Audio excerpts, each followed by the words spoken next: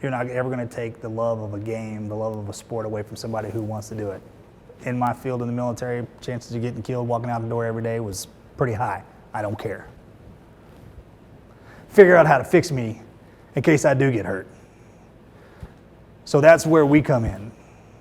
Yeah, if you're more susceptible to CTE, hopefully eventually we can say, we got it.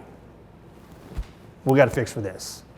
We're not there yet, unfortunately, and our athletes are suffering from it, our military are suffering from it, from these post-blast, these blast wounds, and the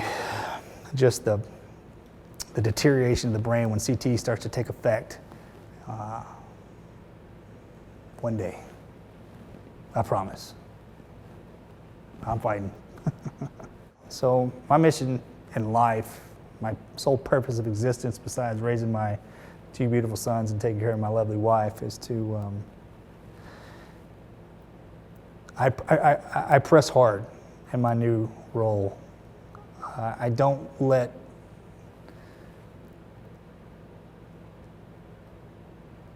want to see anybody slow down or not speed up on the opportunities that we have now.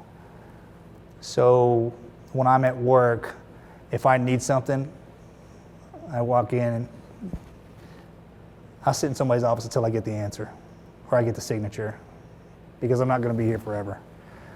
And I have the opportunity to affect that kind of change. And I want to make a difference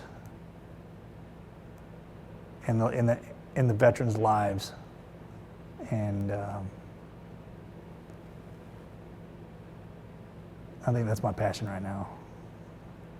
It's kind of funny, since I ran away from it initially, this kind of came full circle, because I've lost so many buddies.